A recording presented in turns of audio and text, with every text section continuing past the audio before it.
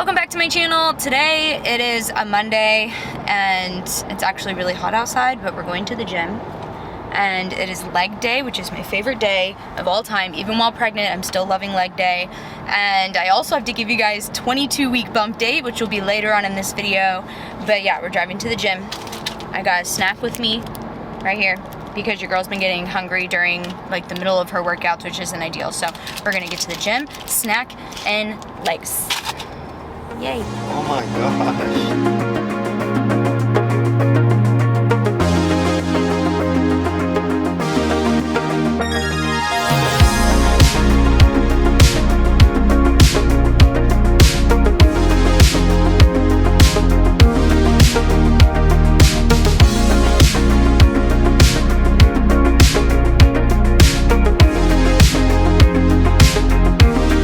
So in this clip, I was trying to explain to you guys the process of contracting your core, or also known as hugging your baby during compound lifts. This has been something I've been utilizing ever since I found out I was pregnant, just because it's a great way to make sure that you're doing bigger movements safely, protecting yourself, protecting baby, working on pelvic floor, working on core strength, all the above. So as you can see, I'm trying to explain to yourself how whenever you inhale, it's like a big 360-degree inhale. So you want to fill up with air and expand into your ribs, your belly, everywhere. And then whenever you exhale, you pull your belly button towards your spine, contracting / hugging baby with your core. And you can maintain this contraction with steady breathing while you are lifting. And that is the goal here that I wanted to show you guys.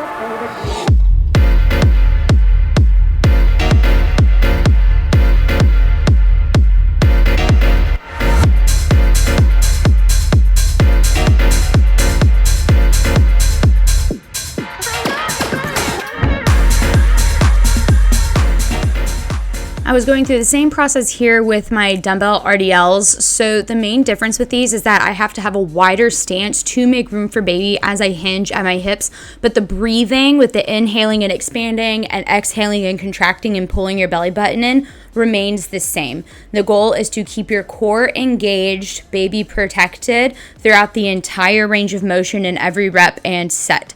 So make sure that you're inhaling and exhaling while keeping your core tight and hinging at the hips, not just bending over. Make sure you are hinging, guys. Stick the booty back, hinge, come up, and that's all. And then just to walk you guys through an example, as you can see, my belly is contracted, my core is tight before I do the hinge at the hips. And then as I get to the top, I do another inhale, exhale throughout the whole hinge, and back up. I can't bend over all the way like I used to, but this is mainly targeting my glutes and hamstrings anyways, so this is the ideal range of motion.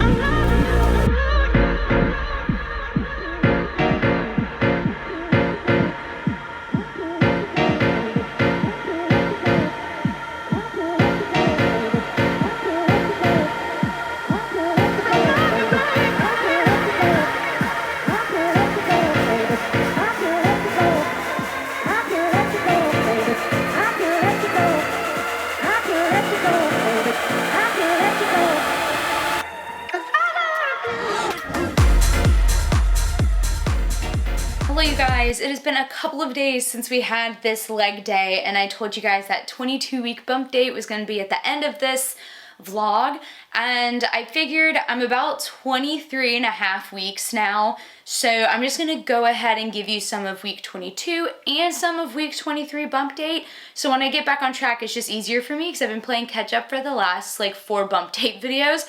So we're going to dive into weeks 22 and 23. So currently I'm 23 weeks and I think 3 days. So going towards a full 24 weeks, but I'm 23 weeks and 3 days. Last week during week 22, I believe baby was like the size of an eggplant.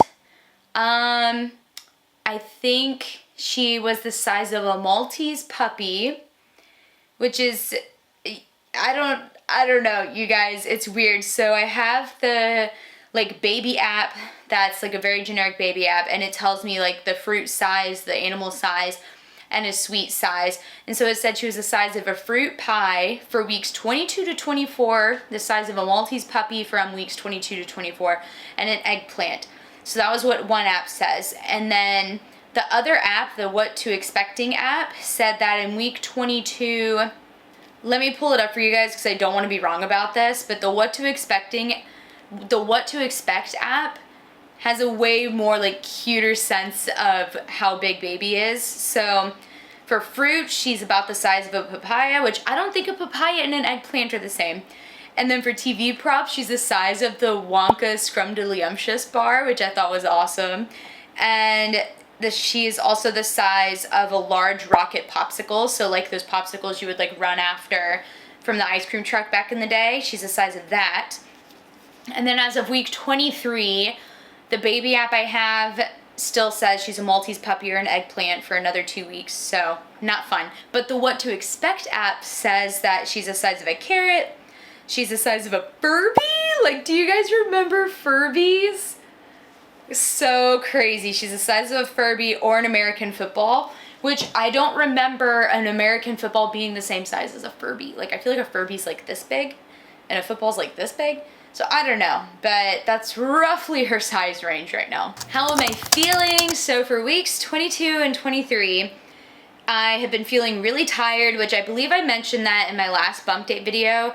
And I don't know if it's my iron levels or anything, but I've been trying to get more sleep for sure, which has helped. Like, I've woken up more energized and I have energy a lot longer throughout the day. But once I hit like 2 to 3 o'clock, like my brain is foggy, I'm tired, I don't want to do anything, and that's kind of like been my like slump each day, and it's been like that for the last 2 weeks so far.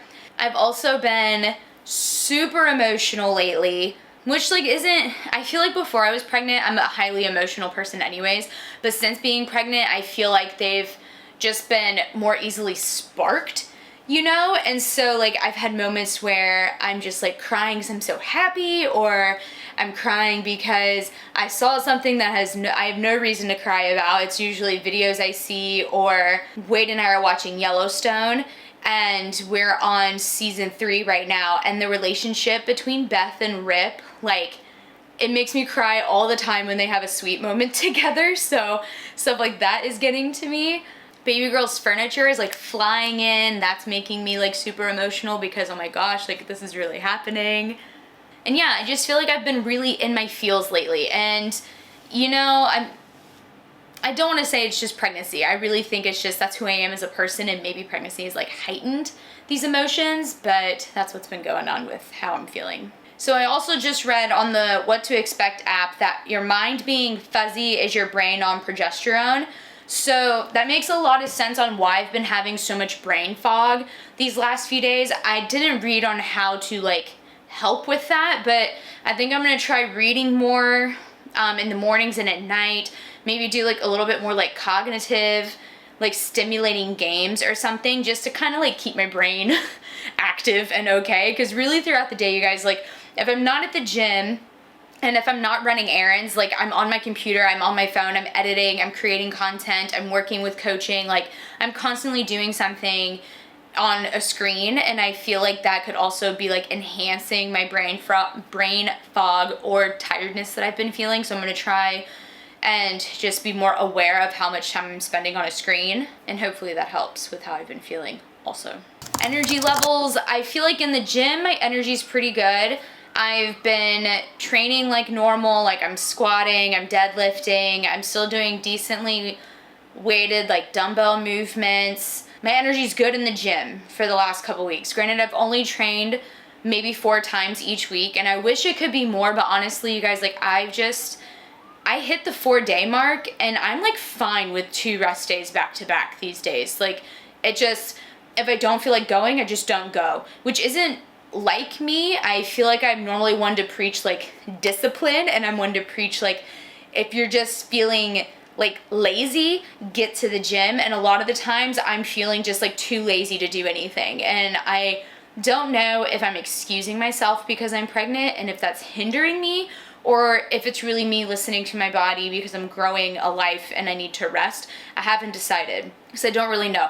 But the fact that when I don't go to the gym, I don't feel guilt about it, makes me think that it's more like I'm just listening to my body and being in tune with what I can and can't do. So maybe that's what it is. Energy overall in general is, I guess, like a 7 out of 10. Like, I'm not depleted of energy for most of the day, just half the day.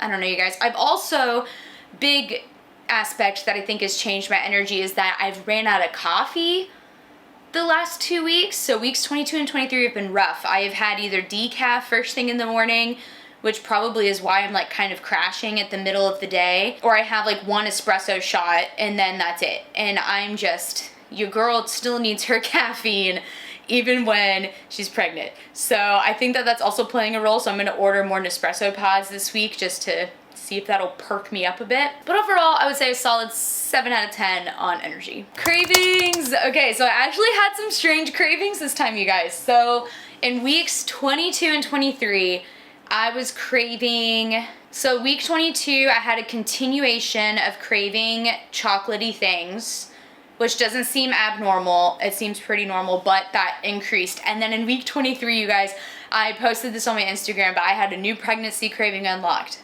And I tried sour cream and onion Lay's for the first time in like years. I'm talking like years, you guys. I don't even remember the last time I had sour cream and onion chips in general, but we were at the store and right as we're about to leave, we were walking past the chip aisle and Wade was like, do you need anything else before we go home? And I looked and I said, I need chips. And I walked down there and the first thing I saw was that green bag. And I was like, this sounds delicious. And I took the bag and it indeed was a delicious decision that I made. And it was great. So that was a new craving unlocked for me. I literally never eat chips like that, especially sour cream and onion. Like, I'm a basic baked chips girl. I like Sun Chips. I like the salty, like plain Jane chips, but the sour cream and onion really hit the spot. And then another weird craving I had in week 23 for dinner was it was like, oh my gosh, I forget the name because I literally don't eat these ever. I only eaten them at home when my mom made them for dinner when I was growing up. And it was, I think they're like potatoes au gratin or something, or like scallop potatoes where they're like the little circle disc with like cheese and you bake it. And it was like delicious layered potato goodness. I was craving that this week. Very random of me because cheese and I don't get along already. And I never ever eat that either. Like, I've only eaten that in Texas way before I moved here and I was craving it. So that happened also. What am I excited about? Well, we have our appointment this week. So I'll be 23 weeks and 4 days when we get to our appointment with baby. So like I said in the last video, I'm pretty sure it's just a generic appointment, but in my next bump date, I'll update you guys on anything new that's coming up with it. All of baby's furniture coming in. So I built her rocker already, which I got off Amazon, and I'll link it down below. And then her crib is here, her dresser's here. I got a play mat that's, now before y'all judge me, I got a play mat for her room instead of like a rug. It's from House of Noah. And I've just been seeing and reading about how like rugs can contain so much like dirt and dust. And even though she won't be on the ground too often in her room, like for the first few weeks, like I just didn't want to risk like getting a new rug and then needing to deep clean it before she's able to like play around on it. So I got a mat and I'm really excited to see it because it looks beautiful in all of their TikToks and their websites and stuff. So I'm really excited to see that, and I'll show you guys once it's here and I get it built. And her mattress is coming in. So for her mattress, I got a Newton baby mattress, which I've seen them a ton on TikTok, and it's supposed to be this really great organic breathable mattress that like if your baby rolls over at night, it should be able to still breathe through the mattress. And I did buy it with my own money, so that was definitely, I'm hoping, a solid investment. I'm excited for it to come in so I can test it out by like seeing if I can breathe through it, testing like how comfy it is and things like that. I don't think I got the original. I think I got like the middle tier for the Newton baby mattress, but I'm really excited for that. So basically all of her big stuff is in, and once her big stuff is fully built and in her nursery, I'll have a general idea of like what decor to get for her, because right now I haven't really gotten a ton of decor. I just wanted to get the big things done and built and in her room, which I still have to build the dresser and the crib. But yeah, all that stuff is come in already, which is super exciting. I can't wait to put it all together. I'm also ordering easy removable and peel wallpaper from Etsy.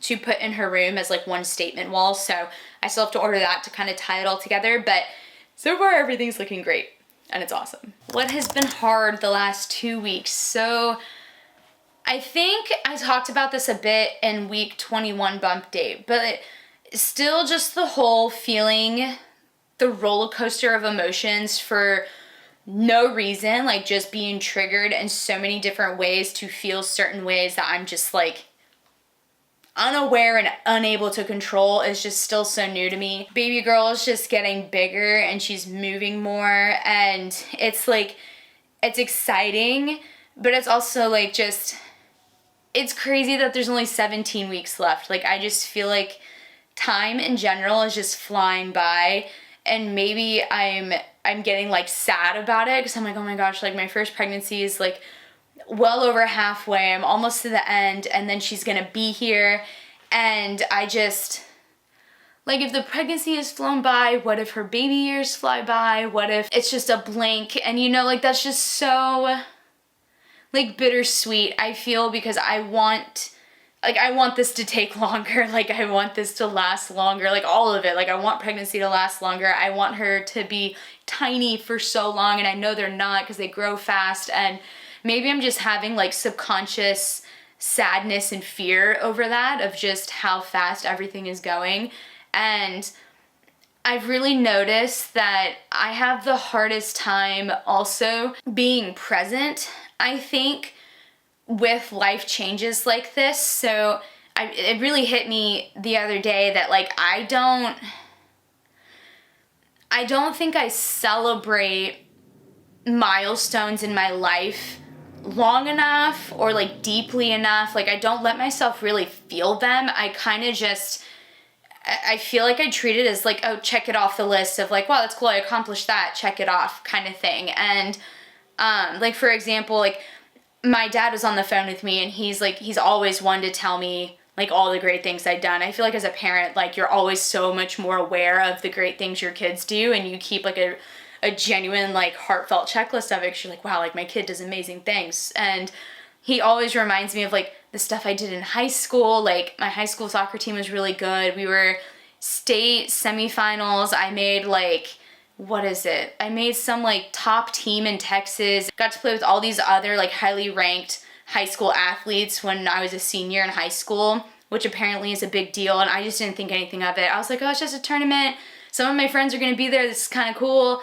And I didn't realize that it was like only the best of the best got to play in that game in Texas for like your each like district or section of the state. Didn't know that was a big deal. I made all conference academic honor roll my freshman year of college playing soccer, so I was doing good in school and soccer at the time. Didn't think anything of it. I honestly forgot I made that list. Like it didn't hit me. I played soccer my whole undergrad, and I got a degree in 4 years, went back to my master's, got a master's degree.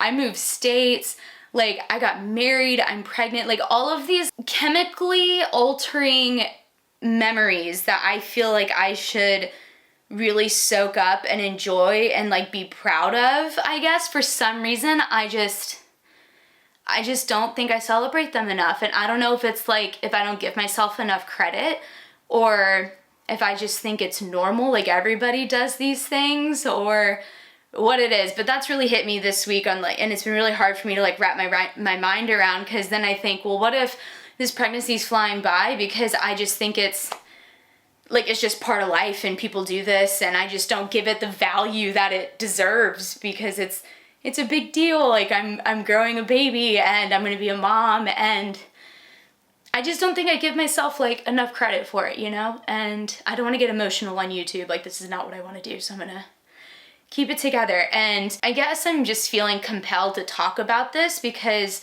I know I'm not the only one who kind of just skates through life without giving themselves credit, or without really soaking in those cool, awesome moments that not everybody gets to do in their lifetime. So hopefully if, you know, somebody's watching this who needs this reminder, like whatever greatness you've achieved in your life, like it's your level of greatness, and it is incredible because you did it in your life. It doesn't matter if it seems super common. It doesn't matter if everybody in your family has done it. It doesn't matter if, you know, it's an everyday thing. Everybody gets promotions, everybody gets married, everybody does this. Like, it doesn't matter what everybody does. Just if you achieve something awesome in your life, like, let yourself feel it. Let yourself, like, be proud of yourself and, like, celebrate that within yourself. Because I feel like I missed out so much on all of the things that I've done up to this point because I just keep acting like this is normal and it's an everyday kind of thing. I don't give enough value and worth into the things that I achieve in my life, you know? So that's been really hard, and I'm not regretting my pregnancy up to this point. I don't think I've missed out on much, but I'm just trying really hard to, like, remind myself, like, this is a really cool thing that you get to do. This is a gift, it's a blessing, it's incredible. Like, don't downplay it, don't tell yourself, like, oh, this just happens to people. People just get to have babies. Like, no, like, this is a big deal, and I should treat it like it's a big deal and feel like this is incredible. And yeah, that was a lot of rambling, and I really do hope it helps somebody. I don't typically, like, get into all this for YouTube, but that's what's been hard, is just having this realization that I don't give myself enough credit or give my accomplishments enough value and time to celebrate until it's already gone. So hopefully I can continue with this mindset throughout the rest of this pregnancy and when she gets here, so I don't miss out on those moments. But yeah, we're gonna move on into the next and last question for weeks 22 and 23 bump date. And that question is, what is coming up next? So we have our appointment here, which I'll update you guys on the next bump date about how it goes. All of her furniture should be here by the end of the week. So maybe if I want to, if everything's built, I might give you guys, like, a sneak peek of what her nursery is gonna look like, or what I envision. I really wanna wait till it's complete, but I also feel like giving you guys a sneak peek would be kind of fun. So if I get all of that done and built by the next bump date, I'll show you just, like, a little glimpse, Still trying to plan baby showers. Y'all, this is hard to do with 2 states, I'm telling you.